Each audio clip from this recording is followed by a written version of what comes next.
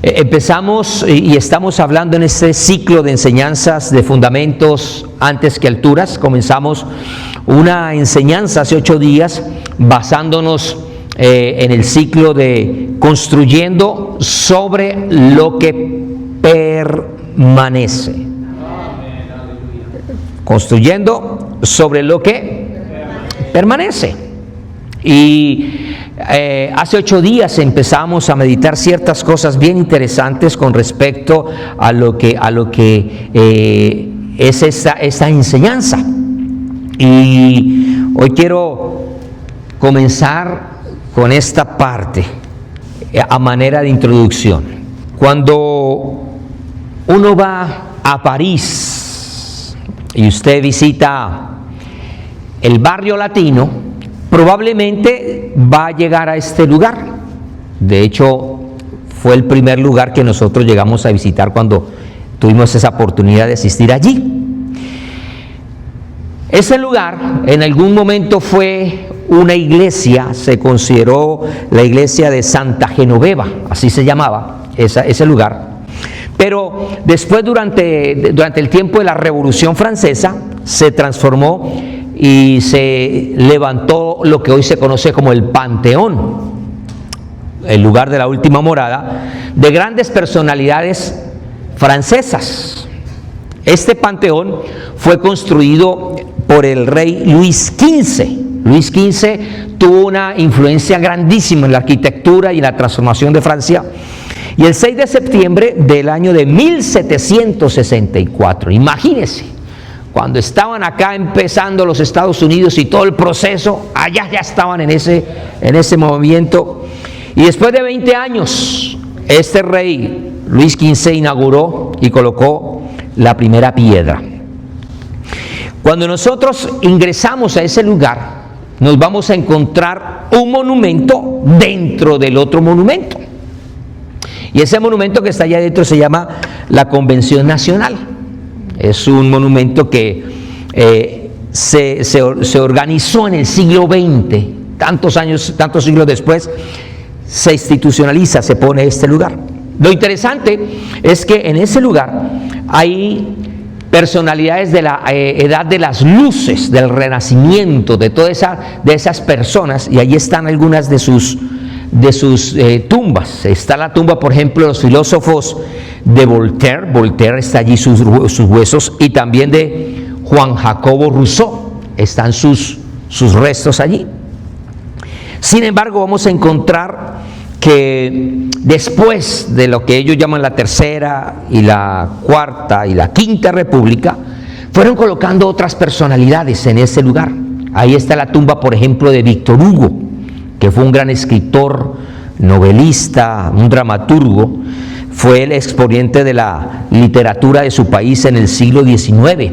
También encontramos la tumba de Emilio Zola, otro escritor. Él fue periodista y es conocido como el padre del naturalismo literario. Está la tumba de Alejandro Dumas, también otro escritor francés, maestro del romanticismo. Sin embargo, no solamente hay escritores o literatos ahí esos restos allí. Está también, por ejemplo, la tumba de Marie Curie, que es curioso porque ella no era francesa. Ella de origen polaco, fue una física y una química que por todo su trabajo, todo lo que hizo, ella fue pionera, por ejemplo, en el campo de la radioactividad. Esa mujer es además la primera y la única persona en recibir 2 premios Nobel en distintas especialidades, en física y en química. La única, y es una mujer.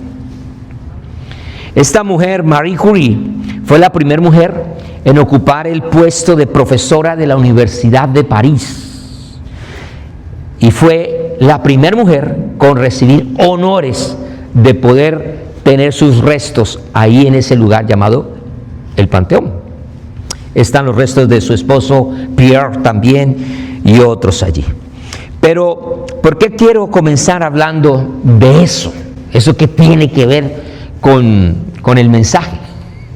Ya usted sabe que cuando los pongo a viajar o cuando doy una historia es porque a algo queremos llegar, a algún punto nosotros queremos aterrizar. Y como la idea es que usted disfrute este viaje, dígale a su hermano que está a su lado, disfrute el viaje. No sé si usted ha tenido la oportunidad de ir a París, si le gusta viajar, pero cuando usted viaje, disfrute al máximo. No importa si hay sol o si hay lluvia. Hay gente que dice, medio se asoma y dice, ay no, eso está oscuro el cielo, eso va a caer un diluvio, eso mejor yo no salgo. Y prefiere quedarse entonces encerrado y se perdió la oportunidad de experimentar, de conocer, de probar algo, de comer algo diferente. Disfrute el viaje. Dígale a la persona que está a su lado, disfrute su vida.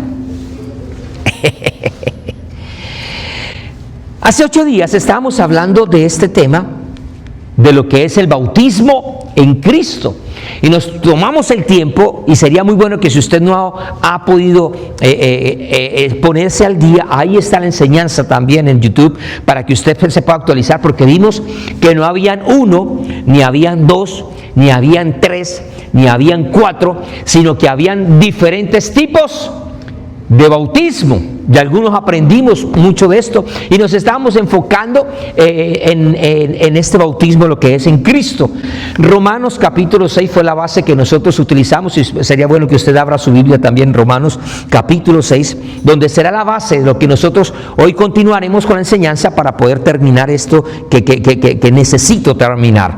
Y cuando hablamos de qué era el bautismo en Cristo, básicamente decíamos que es la identificación del creyente, como usted, como yo, con aquellos que hemos puesto nuestra confianza en el Señor, para poder nosotros entender que cuando Cristo murió, yo morí. Que cuando Cristo fue sepultado, yo también fui sepultado. Y que cuando Cristo resucitó, yo también resucité. Cuando yo miro entonces esto, puedo decir, eso es una vida que ha entendido, que ha comprendido todo el papel de la obra de Cristo, y ahora vive en esa dimensión, sumergido, impregnado, sometido, rendido, disfrutando de esa plenitud de vida que Cristo ha derramado para su vida. Eso es lo que estábamos hablando. Y entonces estábamos meditando hace 8 días, terminamos con el primer punto y decíamos que cuando Cristo murió, yo morí con Él. Diga conmigo, Cristo murió.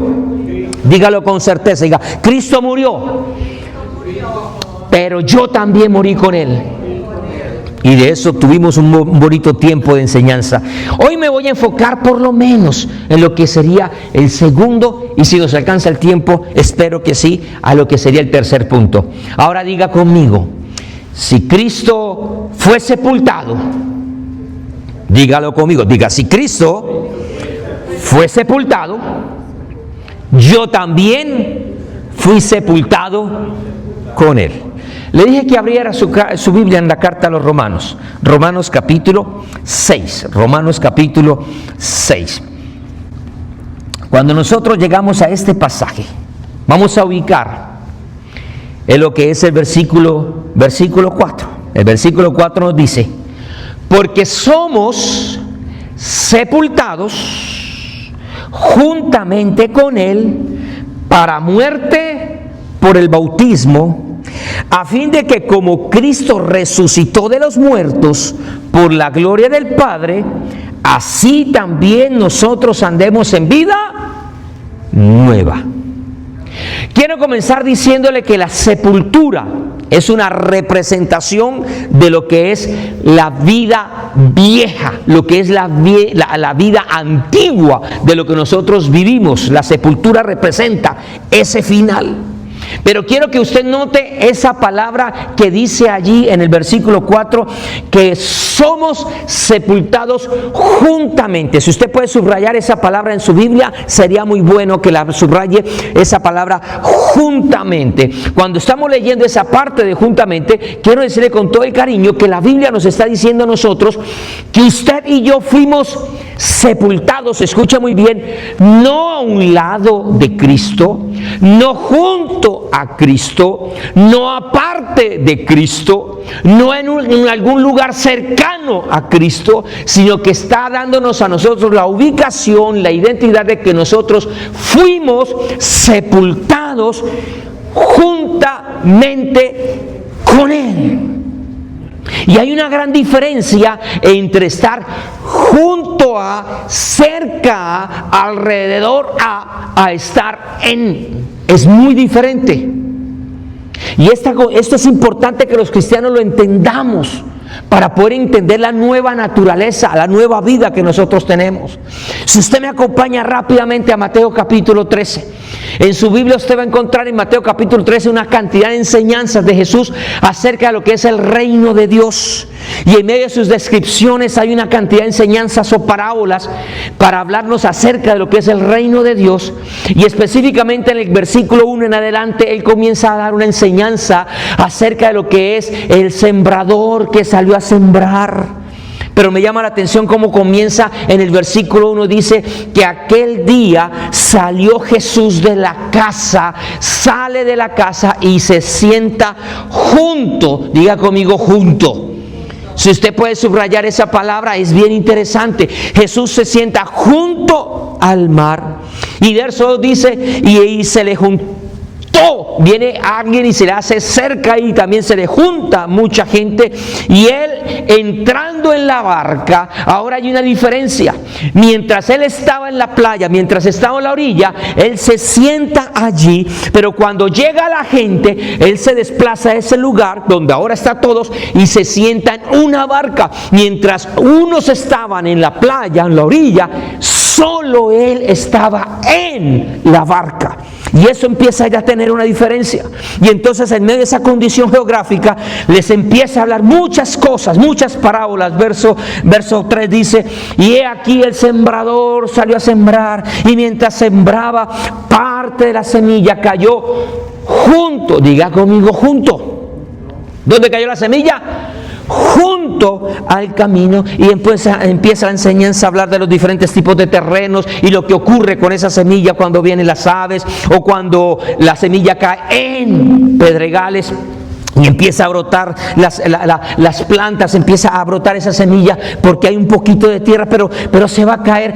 Pero el objetivo ahora no es hablar acerca de las semillas ni de los terrenos, sino de que usted note la diferencia entre lo que es estar junto a un camino y lo que es estar en Jesús, que es el camino, la verdad y la vida. Hay muchos creyentes que caminan cerca de Jesús, algunos un poquito más distantes de Jesús. Hay gente que no se compromete con Jesús, hay gente que no se compromete con la iglesia, hay gente que no se compromete con el cristianismo. Dice, de pronto me vuelvo muy religioso, de pronto me vuelvo muy fanático, de pronto me vuelvo muy aleluya, de pronto me van a cerrar las puertas, me van a criticar, me van a señalar por estar muy metido en las cosas de la iglesia. Yo voy por los laditos, yo voy ahí de vez en cuando, yo ahí llevo mi distancia. Y esa es una decisión muy equivocada o muy errónea o muy ingenua de parte de nosotros, porque el Señor no solamente quiere que nosotros estemos cerca de Él, que estemos junto a Él, sino que nosotros estemos tan comprometidos, estemos tan llenos, tan sumergidos, tan bautizados de su presencia, que ya no estemos juntos, sino que estemos en Él, que es diferente. Mire a la persona que está sola, dígale, ¿qué distancia tienes de Jesús? Mira, ¿qué distancia tienes de Jesús? Yo creo que tú y yo a partir de ahora no vamos a querer tener distancia. ¿Cuántos aquí han estado bien enamorados? Cuando yo estaba enamorado de mi esposa, y sigo todavía, pero cuando éramos novios, yo recuerdo que a veces cuando la dejaba tipo 9 de la noche, no quería irme a las 9 de la noche, yo quería quedarme más tiempo cerca de Claudia. Pero por cuestión de donde vivía y la seguridad que había, yo tenía que caminar entre unos 25 a 30 minutos para llegar a mi casa. En ese tiempo no había celulares, no había ningún texto, no había correo. Y lo primero que hacía, apenas entraba a la puerta, ¿qué era? Volver a tomar el teléfono y quería volverla a escuchar. La distancia se volvía un problema. En el caso de Jesús, la distancia también se puede convertir en un problema. Pero cuando usted está enamorado, usted quiere estar cerca de Jesús. Así que la distancia que tú tengas de Jesús va a demostrar qué tan apasionado tú estás por el Señor. Acompáñeme a la segunda carta a los Colosenses, vamos a la carta a los Colosenses, capítulo 2 de Colosenses. Porque quiero seguir hablando acerca de poder entender esto, de que con Cristo yo fui sepultado. Comencé hablándole acerca de unas tumbas de una gente famosa que está en Francia, está allá en París, en muchos países del mundo hay tumbas de gente famosa y usted puede ir a visitar esas tumbas y conocer y todo allá donde quedan los restos de esa gente. Pero en Colosenses capítulo 2 el apóstol Pablo, hablando de una manera bien especial, Colosenses capítulo 2, vamos a leer lo que dice el verso 11 y verso 12.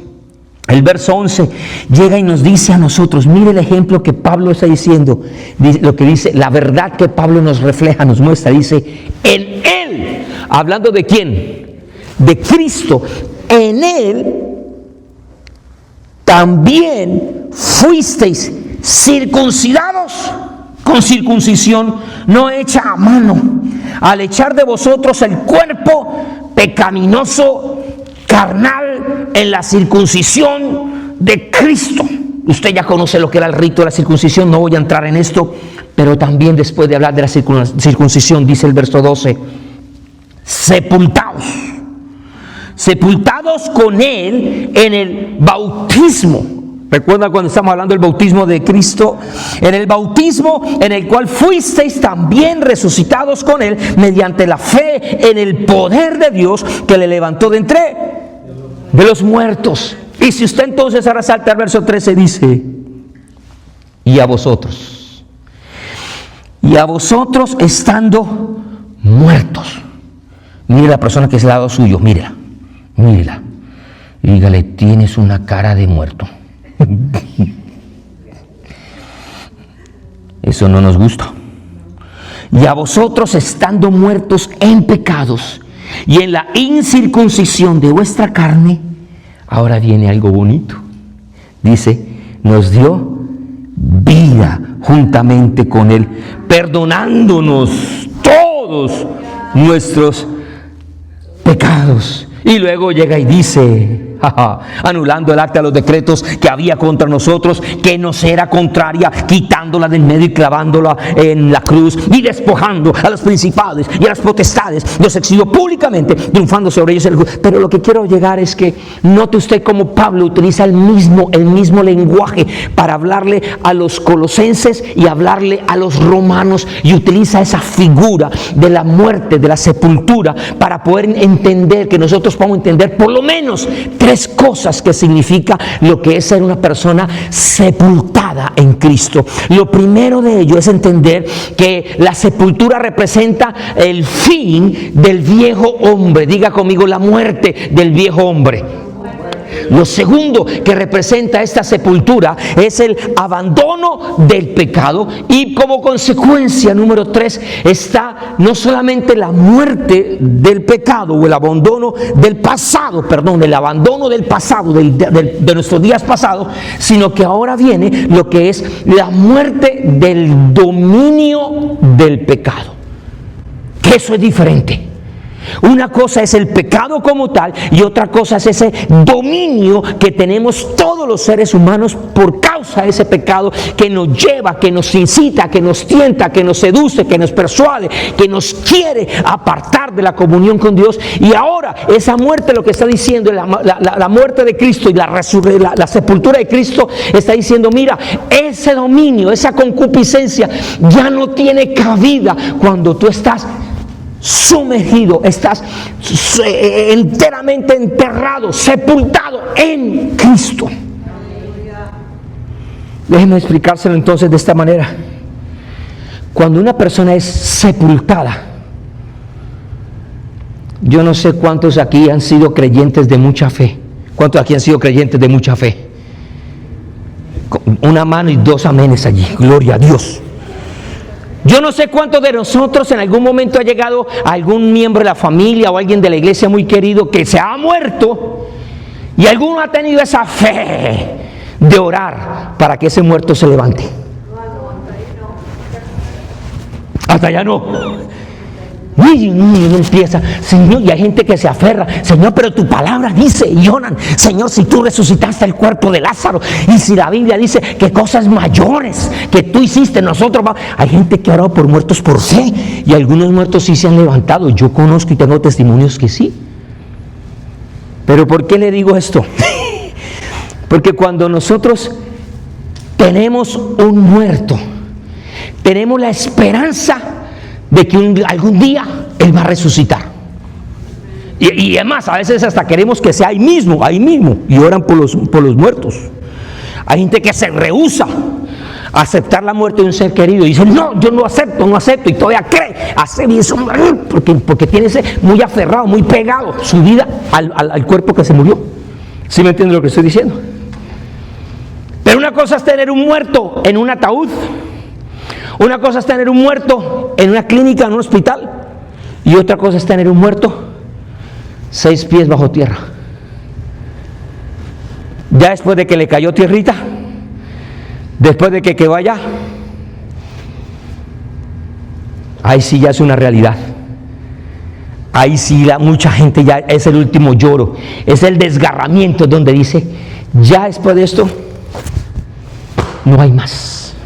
La sepultura reconoce que ya no se pertenece al mundo de los vivos. Pero número 2, la sepultura también nos muestra que ya se terminó su vida anterior.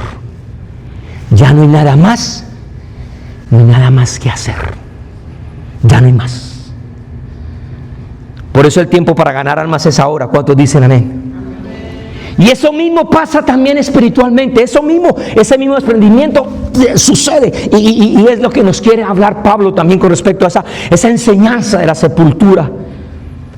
Porque algo que usted y yo tenemos que entender es que mi identidad pasada, si lo puede apuntar, apúntelo, y si lo puede repetir, dígalo.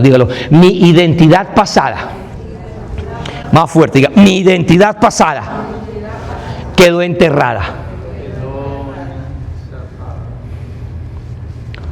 Eso que le acabo de decir es poderoso, y esto que vamos a hablar es un mensaje demasiado importante dentro de la vida del cristiano.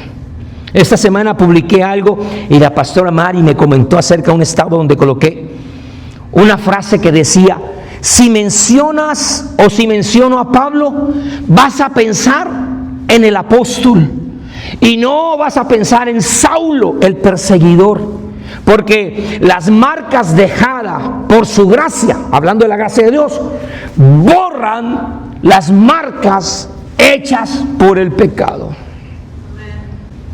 Lo que quiero decirte con todo el amor y con todo el cariño es que muchos de nosotros hemos llevado una vida pasada. Muchos de nosotros tuvimos una vida antes de conocer a Cristo, y durante esa vida ganamos, también perdimos, vencimos, fuimos vencidos, reímos, también lloramos, estuvimos muy sanos, también nos enfermamos, pero algo que hicimos es que todo eso no nos llevaba sino al pecado y al pecado, y cometimos errores y cometimos faltas y cosas de las cuales hasta el día de hoy nos avergonzamos, que tal vez en ese tiempo éramos muy orgullosos, tal vez en el momento sacábamos pecho. Hay gente que llega y se toma licor y dice, mire, yo tomo y yo no me emborracho, yo soy un macho, yo soy un mero, yo tengo varias mujeres y a mí no me pillan, y si me pillan sacan honor y pecho de su adulterio, de su fornicación, de sus borracheras, de sus robos. ¿Sí conoce gente así? Es porque está en medio de pecado, pero cuando llegamos a Cristo, ahí nos cambia la vida, nos da vergüenza de lo que hicimos y lo que dijimos.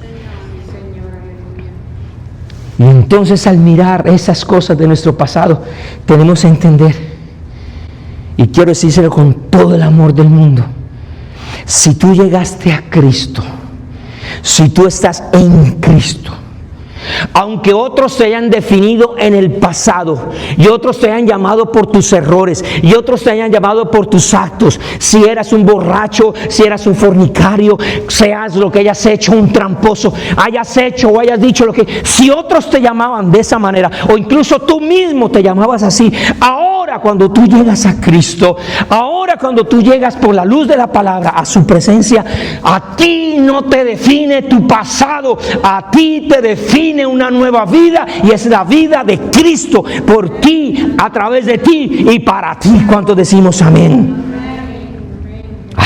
A nosotros no nos define el pasado. Por eso entendemos lo que dice Pablo a los Corintios: de modo que si alguno está en Cristo, una nueva criatura es. Las cosas del pasado, la vida pasada, la vida de pecado, la vida de maldad, la vida de mentira, la vida de enfermedad, la vida de pobreza, la vida de engaño, todo eso quedó atrás. Ahora tú y yo tenemos una vida nueva, y damos gloria al Señor, porque todas las cosas son hechas nuevas. ¿Cuántos decimos amén? Y entonces podemos escuchar lo que dice el Señor. Quiero escuchar lo que dice Dios. Dios a un pueblo como el pueblo de Israel llega y le dice: yo Jehová santo. Así se presenta Él: yo Jehová santo, soy vuestro creador, oh Israel, yo soy vuestro rey. Así dice el Señor, el que abre camino en el mar y senda en las aguas impetuosas, el que saca carro y caballo, ejército y fuerza. Caen juntamente para no levantarse, fenecen como pábilo, quedan apagados. No, mire la voz de Dios. Usted dijo que quería escuchar a Dios. El Señor dice: no os acordéis de las cosas pasadas, ni traigáis a memoria las cosas antiguas. He aquí yo hago cosa nueva, pronto saldrá la luz, no la conoceréis. Otra vez abriré camino en el desierto y río en la soledad. Eso usted lo puede leer en Isaías 43. Pero eso es una promesa que uno diría: bueno, eso fue para el pueblo de Israel. Sí, fue para el pueblo de Israel, pero mire que si fue para Dios, para ese pueblo de Israel que no conocía a Cristo, ¿cuántas más promesas tenemos nosotros que hemos podido conocer a quien nos da vida nueva en Cristo Jesús? Para ellos era el anuncio de un día, de una persona, de un momento. Para nosotros es el cumplimiento en Cristo de ese tiempo. Al mismo Isaías, en el capítulo 48, verso 6 dice: lo oíste y lo viste todo, y aún no lo anunciaréis vosotros. Ahora pues te haré oír, te he hecho oír cosas nuevas y ocultas que tú no sabías. Mire, ese versículo es muy mal interpretado por algunos que quieren vivir una vida espiritual o demostrar una vida de espiritualidad, de cosas, de saber cosas que no están en la Biblia, pero ellos sí conocen, que ellos son tan espirituales porque se meten en comunión, en oración, en ayuno, en una cantidad de cosas, y se van por allá a lo alto del tercer cielo. Es más, se suben hasta el cuarto cielo por allá y conocen cosas que nadie más conoce.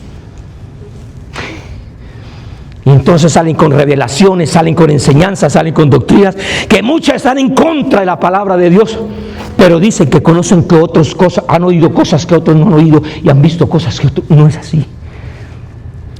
Lo que le está diciendo es a este pueblo: oiga, pueblo de Israel, ustedes han conocido una parte, pero no han conocido todo.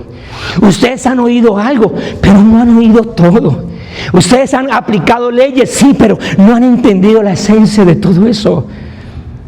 Y el cumplimiento de todo eso está en un mensaje que iba a ser nuevo a través de su Mesías, de su Salvador, del Redentor del mundo, de nuestro Señor Jesús. Eran las cosas que ellos no habían oído. Por eso Jesús les decía: ustedes que han oído, constantemente les decía, ustedes que han leído en la Escritura, que han aprendido en la ley, ustedes que conocen a los fariseos, a los saduceos, y ustedes que han aprendido al rico, ustedes que saben, escribas, ustedes sacerdotes, que conocen, que saben, pues ahora yo tengo un mensaje. De cierto, yo digo. Son cosas nuevas que ellos no habían escuchado. Eran cosas que ellos desconocían.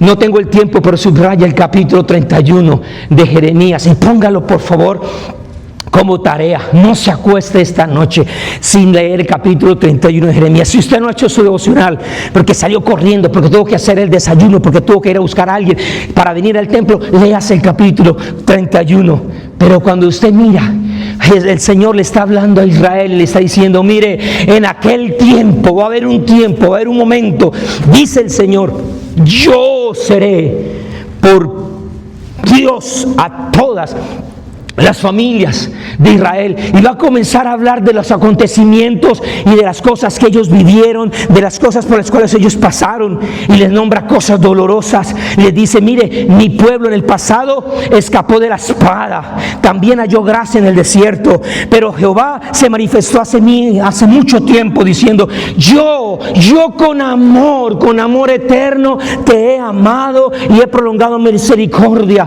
Y aún así, aunque tu pueblo de Israel ha sido malo, ha sido injusto, ha sido infiel, ha sido desleal, aún así, aunque no has cumplido mi pacto, aún así yo te voy a edificar y tú vas a ser edificada, oh Virgen de Israel. Todavía serás adornada con panderos y saldrás en alegres danzas, y aún tú, Israel, vas a salir a plantar, y no vas a plantar por plantar. Tus plantíos van a dar fruto, van a tener viñas, y en los montes de Samaria van a plantar los que plantan, y van a disfrutar de su trabajo, de su esfuerzo, porque habrá día en que clamarán los guardias del monte de Efraín: levantaos y subamos a Sión, Jehová nuestro Dios. Y cuando usted mira todo el desenlace, le dice: sí, esa es la vida pasada. Han sufrido, se han aguantado dolor, ha habido muerte, ha habido escarnio, ha habido vituperio, pero hay esperanza. Vendrá un día donde todos vendrán a correr ante el Rey de Reyes y Señor de Señores, y aún así hay oportunidad para todos aquellos que hemos fallado. Y ese es el nuevo pacto. Me gusta el verso 10 del capítulo 31 de Jeremías. Dice: ahora no le va a hablar el pueblo de Israel. Dice: oíd palabra de Jehová, oh naciones. Ahí Dios estaba pensando en Puerto Rico, y ahí Dios estaba pensando en Honduras, en Guatemala y en Nicaragua, y estaba pensando en Uruguay, en Colombia, en los Estados Unidos. Ahí estaba pensando el Señor, porque el mensaje no era exclusivo para un solo pueblo. Es un mensaje después de llamar la atención de cosas que no habían oído, cosas que ellos no sabían, porque los israelitas pensaban que se las sabían todas. Dicen: no, israelitas, ustedes van a conocer algo nuevo. Mi plan no solamente es con ustedes, es con todas las naciones de la tierra. Y entonces empieza a apuntar a un nuevo pacto. Diga conmigo: nuevo pacto. Porque Jehová creará una cosa nueva sobre la tierra. Eso lo dice el verso 21 en Isaías 35. En el verso 6 y verso 7 dice: entonces el cojo saltará como un ciervo y cantará la lengua del mudo, porque aguas serán cavadas en el desierto y torrentes en la soledad. El lugar seco se convertirá en un estanque, y el sequedal en manaderos de aguas. En la morada de chacales, en su guarida será en lugar de callas los juntos. Diga conmigo: hay esperanza en el Señor. Diga conmigo: hay alegría en el campo, en el momento de Dios. Hay victoria cuando uno camina con el Señor. Hay milagros cuando uno conoce lo que es lo nuevo de Dios. Hay respuesta de Dios. Lo imposible se hace posible cuando vivimos en la dimensión de la nueva vida del Señor. ¿Cuántos alaban su nombre? Hoy sí quise venir a predicar, no solamente enseñar. Pero eso se queda muy bonito allá en el Antiguo Testamento. Ahora tendríamos que nosotros saltar al Nuevo Testamento. Y si usted va al último libro de la Biblia, en Revelación, Apocalipsis 21, llega el Señor, nos apunta a algo nuevo. Dice Juan que vio un cielo nuevo y una tierra nueva, porque el primer cielo y la primera tierra pasaron y el mar ya no existía más. Y yo vi, Juan, la santa ciudad, la nueva Jerusalén, la vi descender del cielo, dispuesta como una esposa ataviada para su marido. Y una voz del cielo que decía cosas que ellos no habían oído, cosas que ellos no sabían. ¿Qué oían entonces? He aquí el tabernáculo de Dios con el pueblo de Israel. ¿Dice así? No. Si usted lee Apocalipsis capítulo 21, dice: he aquí, y está apuntando a alguien. a quien va a llamar el tabernáculo de Dios. Y va a decir, ese tabernáculo no va a estar junto. No dice ese tabernáculo va a estar cerca. No dice ese tabernáculo va a estar en algún lugar. No, está diciendo ese tabernáculo que es Cristo está con todos los hombres, sean israelitas o no. Y ahí estás tú y estoy yo. Ese amén estuvo más o menos 3/4. Pero mire lo que dice el Señor. He aquí el tabernáculo de Dios con los hombres, Jesús. Y Él morará con ellos. Y ellos serán su pueblo. Y Dios mismo estará con ellos como su Dios. El Señor secará, enjugará toda lágrima de los ojos de ellos, y ya no habrá más muerte, ni habrá más llanto, ni habrá más clamor, no habrá más dolor, porque las primeras cosas pasaron. He aquí, estaba sentado, dice el Señor, el que está sentado en el trono dijo, he aquí, yo hago nuevas todas las cosas. Y escribe, le dice, porque estas palabras que les estoy hablando, cosas que ustedes no habían oído antes, no tuvo que suscitar el tercer, cuarto cielo ya y hacer ayuno, oración, son la misma revelación de Cristo. Dice, yo mismo digo esto, yo soy el alfa, yo soy la omega, y está escrito el principio y el fin, eso está hecho, y al que tuviere sed, yo le daré gratuitamente la fuente del agua de la vida. El que venciere, heredará todas las cosas, y yo seré tu Dios, y él será mi hijo. Pero los cobardes y los incrédulos, los abominables, los homicidas, los fornicarios, los hechiceros, los idólatras y todos los mentirosos tendrán su parte en el lago que arde con fuego y azufre, y esta es la muerte segunda. Diga conmigo, me conviene la muerte primera. Ahora dígale a su hermano que está a su lado, no nos conviene la segunda muerte. ¿La segunda para quién es? Todos esos, los mentirosos, los cobardes, los incrédulos, los afeminados, los fornicarios, los mentirosos, todos esos. Así no vengan a la iglesia o vengan a la iglesia.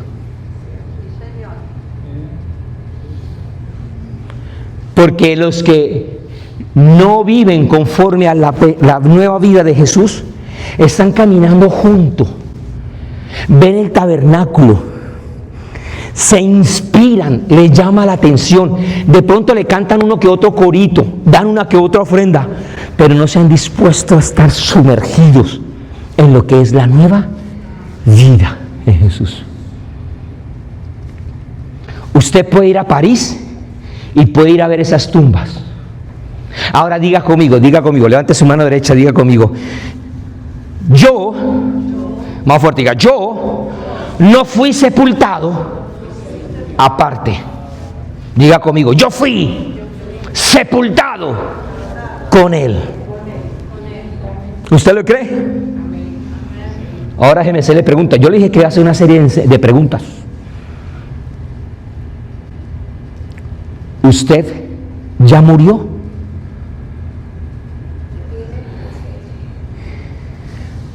Déjeme preguntarle, bueno, yo aquí los veo vivos todavía, gracias a Dios, están aquí con nosotros hoy. Pero yo estoy yendo un poquito más allá, quiero preguntarle, ¿usted ya está muerto? Ajá, ya empezamos ahí medio a hablar, estoy en el proceso, por ahí escuché, y otro dice, no, yo ya morí al viejo hombre.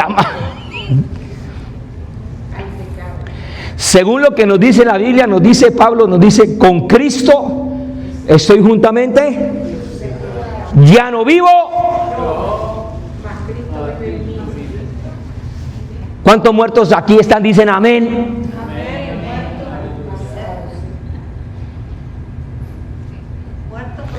Ahora déjeme hacer una pregunta más profunda. Si usted está muerto, ¿en dónde está su tumba?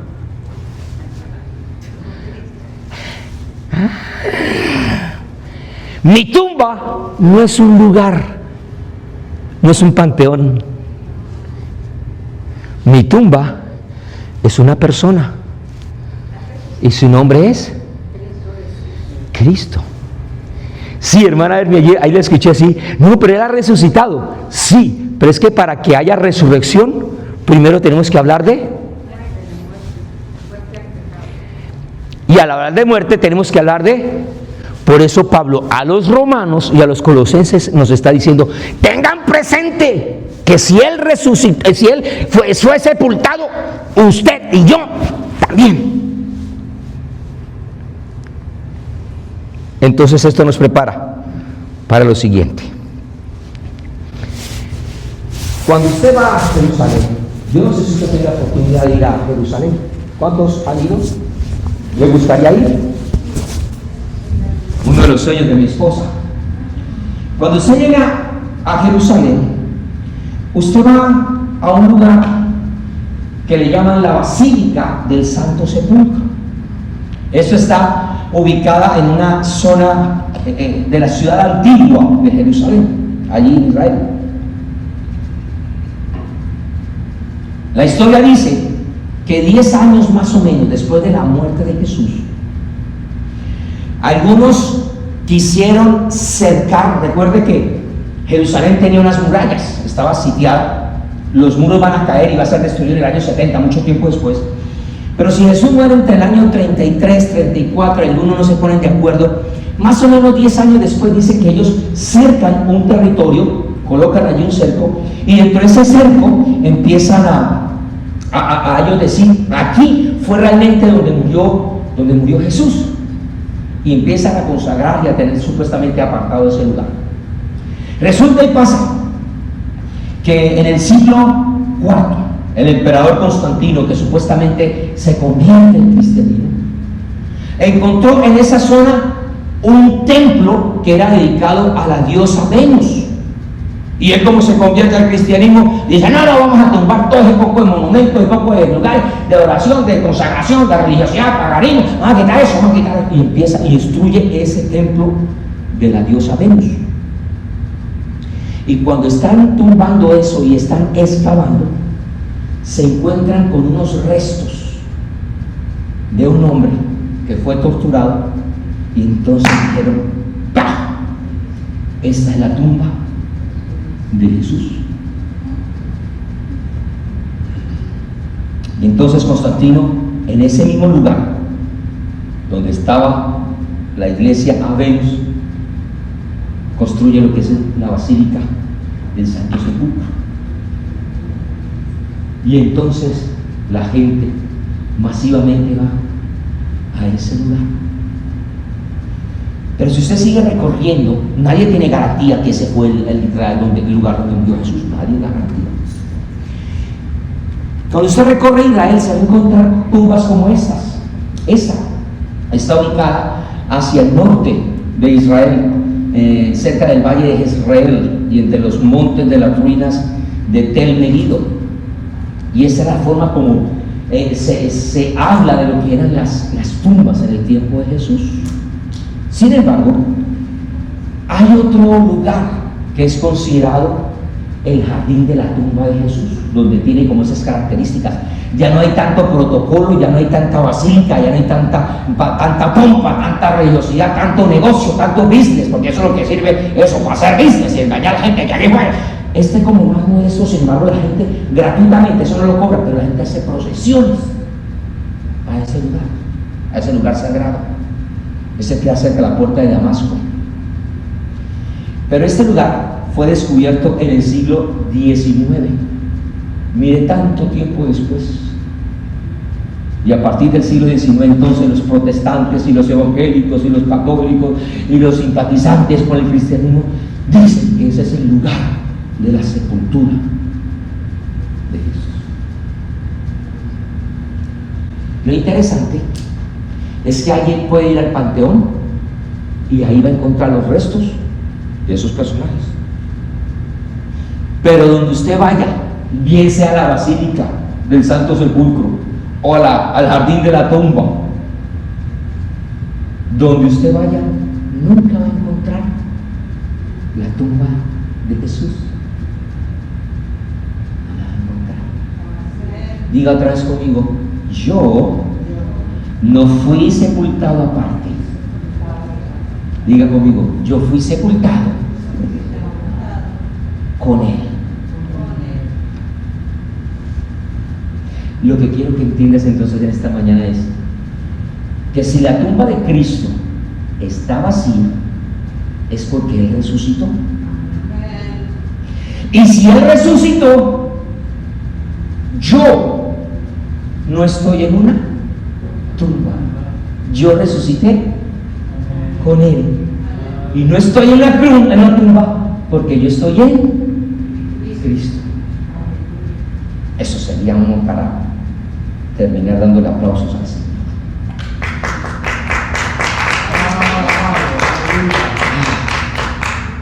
Voy a finalizar con esto, lo que es el bautismo en Cristo. Y decíamos en tercer punto que cuando Cristo resucitó, yo también resucité con Él. Aquí es donde comienza la nueva vida.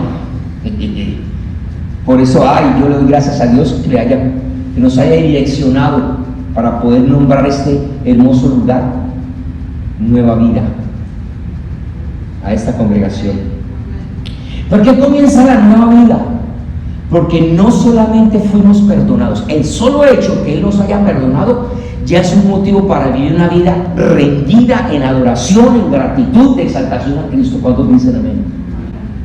Pero no solamente Él nos perdonó, Él nos dio a nosotros y nos hizo nuevas criaturas.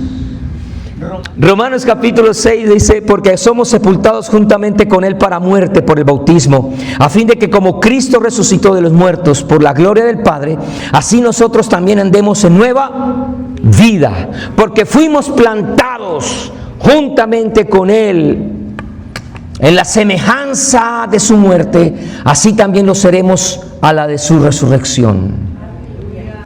Si usted es de los que le gusta tomar apuntes allí y tener palabras y tener ideas, yo quiero decirle tres cositas que produce la resurrección. Y me gustaría hablar mucho de esto en alguna oportunidad, enfocarme solamente en esto, una sola enseñanza. No lo voy a hacer hoy, pero por lo menos la resurrección a nosotros nos produce una nueva naturaleza. La resurrección a mí me habla de una nueva vida y me habla de una nueva dirección. ¿A usted le gusta leer la Biblia? Vamos a leer la Biblia. Vamos al libro, otra vez a la carta de los Colosenses, en el capítulo 2. Colosenses capítulo 2. Y cuando usted llegue a Colosenses capítulo 2, yo sé que usted lo busca en su dispositivo, en el verso 12, dice, 2:12 de Colosenses: sepultados con Él en el bautismo. Sepultados con Él en el bautismo. Miren, no podemos hablar de bautismo y de sepultura si primero no hablamos de muerte. Sepultados con Él en el bautismo, en el cual fuiste también resucitados con Él, mediante la fe en el poder de Dios que le levantó de entre los muertos. No podemos hablar de resurrección si primero no hablamos de muerte. Con mucho amor quiero decirte que la misma fe que nos une a su muerte, con esa misma fe también Él nos une a su resurrección. Voy a terminar hablando de uno de los pasajes más fuertes y a veces mal comprendidos que Pablo con respecto a este tema nos habla. Está en la carta a los Efesios. ¿Por qué digo que es muy fuerte? Es porque lo leemos, lo meditamos, lo recitamos, pero no lo vivimos. Y no lo vivimos es porque no llegamos a entender la magnitud de lo que es esas líneas. Efesios capítulo 2. Efesios capítulo 2, versos 4 al 6. Cuando usted llega al capítulo 2 va a leer esto. Dice, pero Dios, que es rico en misericordia, por su gran amor con el que nos amó, aún estando nosotros muertos. Mire, había un muerto que él amaba, y ese muerto era yo, y nos amaba con gran amor. Aún estando nosotros muertos en pecados, ese amor nos llevó a que Él nos diera vida juntamente con Cristo. Y hay una aclaración que dice Pablo ahí. Dice, esto no es porque usted sea muy bonito, muy simpático, muy buena gente, no es porque usted sea mejor que otros, no es porque usted se porte bien, no es porque usted haga buenas obras de caridad o medios de gracia, o porque usted tenga una buena disciplina espiritual, y porque usted ore, y porque usted ayune, y porque usted evangeliza, o porque usted hace esto o aquello. No es por eso. Es porque por gracia somos salvos. Y juntamente, vuelve y aparece esa palabra, juntamente. ¿Se acuerda? Y juntamente con Él nos resucitó y asimismo nos hizo sentar en lugares celestiales con Cristo. ¿Por qué es difícil de comprender esto? Por los tres verbos que están allí. El primero dice, nos dio vida. Diga conmigo, me dio vida. Después dice, nos resucitó, afirma. Ahora dígalo en primera persona para usted, dígalo. Me resucitó. Y número 3 dice, nos hizo sentar con Él en lugares. Ahora, note muy bien esto. ¿En qué tiempo verbal está esto? En futuro. Él dice, ustedes serán salvos, recibirán al Señor una nueva vida, y entonces van a tener una nueva vida. Ustedes van a tener nueva vida. Ustedes van a resucitar.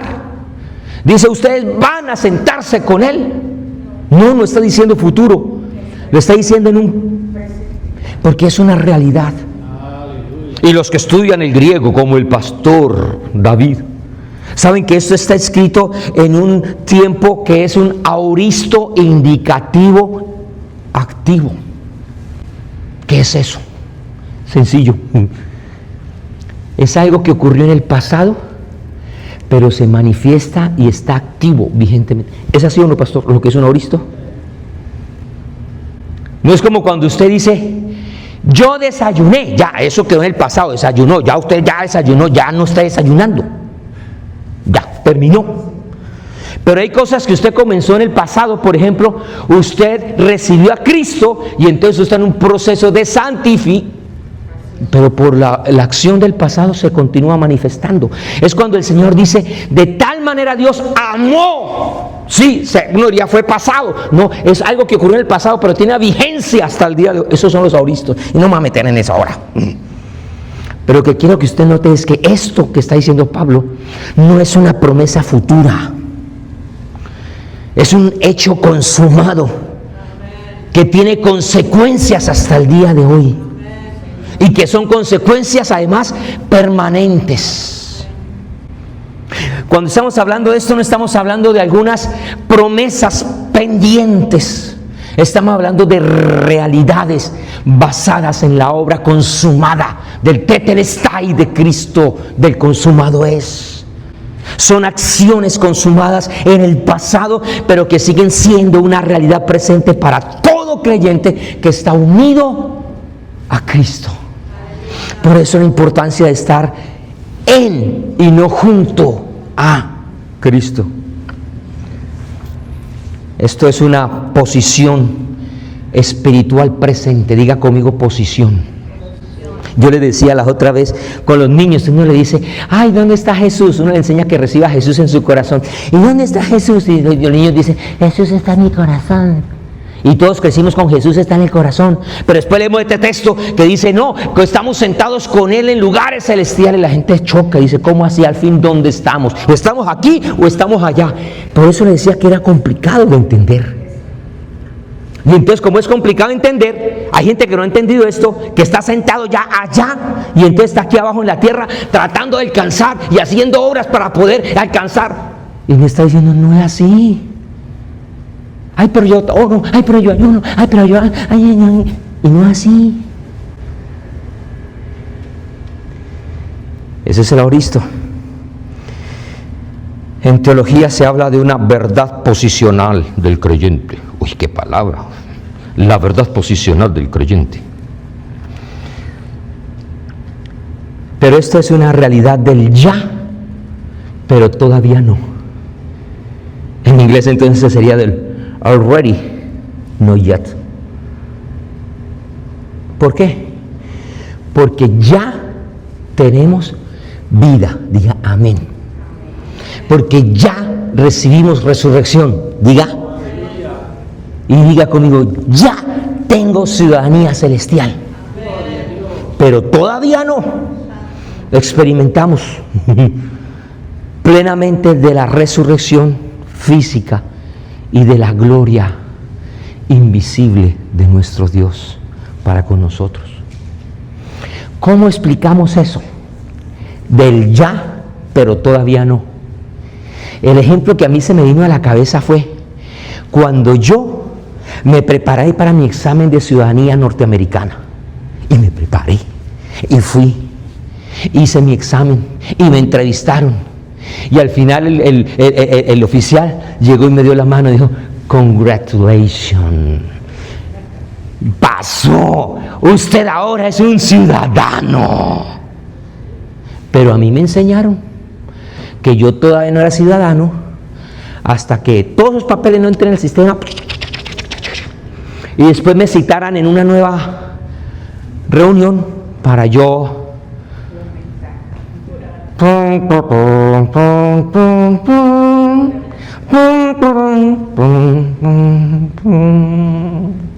y después que terminó todo eso nos dijeron ahora sí son ciudadanos. Y yo salí contento porque ya tenía una ciudadanía. Sin embargo, me tocó después ir al Social Security porque todavía no podía disfrutar de todos los beneficios de ser un ciudadano.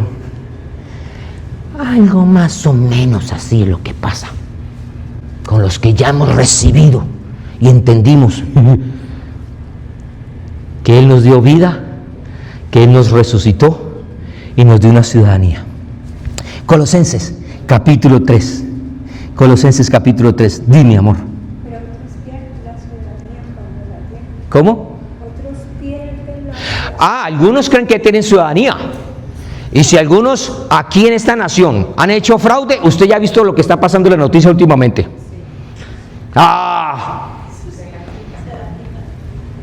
Pero el que es ciudadano, de verdad. ¿Cuántos aquí somos ciudadanos por adopción, adoptados en este país? Uno ya que uno ya es ciudadano, uno dice, ya no para comportarse como estaba antes, no. Y menos ahora. Qué bueno que ese ICE lo podemos utilizar hoy para decir, preste la atención a su situación migratoria espiritual. Porque es que le vimos ahora que los fornicarios, los mentirosos, les espera la segunda muerte. Colosenses capítulo 3, verso 1 al 4. Nos habla a nosotros. Si habéis resucitado, dice así. Si pues habéis resucitado. Colosenses capítulo 3, verso 1. Si pues habéis resucitado con Cristo, buscad las cosas de arriba, donde está Cristo sentado a la diestra de Dios. Poned la mira en las cosas de arriba, no en las de la tierra, porque habéis muerto y vuestra vida está escondida con Cristo en Dios. Verso 4. Cuando Cristo, vuestra vida, se manifieste, entonces vosotros también seréis manifestados con Él en gloria. Entonces, no es el intento del creyente querer estar en lugares celestiales, es saber que si Cristo ya está en los lugares celestiales y Él está en Cristo, Él está en lugares. Por eso dice, si pues habéis resucitado con Cristo. No dice, si algún día resucitarán. Dice, si habéis resucitado. Ahora mire a su hermano fijamente a los ojos, mírele por favor a los ojos, y dígale, mire los ojos por favor, dígale, ¿tienes una cara de muerto? Dígale ahora, dígale, pero ya no. Dígale, tienes una cara de resucitado. Por eso es que tenemos que buscar las cosas de arriba. Pablo a los Corintios, el versículo tan conocido, de modo que si alguno está en Cristo, nueva criatura, de las cosas pasaron. Porque es que la resurrección produce una nueva creación. Quisiera meditar en lo que dice Pablo a los Corintios en el capítulo 15. No voy a tomarme el tiempo ahora para respetar el momento. Pero cuando usted lee, y vamos a hacer una enseñanza, tal vez para la Cena del Señor hablaremos de esto, de esta importancia de lo que es la resurrección de Cristo. Concluyo que cuando leemos esa carta a los Corintios, en el capítulo, la primera carta a los Corintios, capítulo 15, Pablo empieza a centrar acerca de la importancia de la resurrección, y hay unos puntos bien interesantes. Pero del verso 51 en adelante, Pablo va a resaltar un misterio. Les voy a decir un misterio, dice Pablo. No todos van a dormir, pero todos sí vamos a ser transformados. En algún momento, en un momento, así, en un abrir y cerrar de ojos, así, en un pestañazo, a la final trompeta. Porque va a sonar la trompeta, dice Pablo. Y entonces los muertos en Cristo resucitarán primero. Luego nosotros seremos. ¿Ya entiende por qué le digo que la resurrección trae transformación? Y dice Pablo, es que eso es necesario. Es necesario que esto corruptible se vista de incorrupción y esto mortal se vista de inmortalidad. Y cuando esto corruptible se haya vestido de incorrupción y esto mortal se haya vestido de inmortalidad, entonces se cumplirá la promesa que está escrita. ¿Cuál es esa promesa? Sorbida está la muerte en victoria. ¿Dónde está, oh muerte, tu aguijón? ¿Dónde está, sepulcro, tu victoria? Ya que el aguijón de la muerte es el pecado y el poder del pecado, la ley. Mas gracias sean dadas a Dios, que nos da la victoria por medio de nuestro Señor Jesucristo. Así que, hermanos míos, estad firmes y constantes, creciendo en la obra del Señor siempre, sabiendo que vuestro trabajo en el Señor no es en vano. Póngase por favor de pie, y con esa promesa yo quiero terminar por usted, animarle y decirle: su vida pasada pasó. Así como decía el cantante ese por allá, reggaetonero de los años por allá, lo que pasó, pasó. Ya, eso ya pasó, ya pasó. No traiga memoria a esas cosas. Amén. Es que yo hice ya, eso sí ya no es auristo, eso sí está hecho para afuera. Enfóquese en que Cristo murió por usted, Cristo fue sepultado por usted y Cristo resucitó por usted. Pero no solamente eso, sino que usted también murió con Cristo, fue sepultado con Cristo y resucitó con Cristo. Su trabajo, su esfuerzo no es en vano. Todo lo que hagamos para el Señor no será en vano. Por el contrario, tenemos recompensa. Pero déjeme decirle que su motivación no sea la recompensa. Porque algunos dicen: ¡ay! El Señor dice que ya tiene unas casas de oro, que hay unos grandes palacios, unas grandes mansiones, hay unas grandes moradas. Ay, yo aquí he sufrido mucho y allá yo quiero tener una casa grande, quiero tener la casa que no pude tener aquí en la tierra. Aquí sufrí, aquí lloré, aquí, allá, y se ponen toda esa cosa. Eso significa que el corazón todavía está muy materialista. Que nuestra motivación no sean esos galardones ni las coronas, y si tienen piedras preciosas, y que no. Yo escucho un poco de gente que dice, ay, yo fui al cielo y el Señor me mostró mi corona, y mi corona tiene unas piedritas chiquitas y otras tienen piedras grandotas. Yo quiero piedras grandotas. Y he escuchado una cantidad de cosas. Desde niño en el Evangelio he escuchado una cantidad de cosas. Que nuestra motivación sea Él. Solo Él. Que nuestra motivación sea poder llegar a sus pies y decirle, Señor, valió la pena. Antes hice tan poco. Hice tan poco.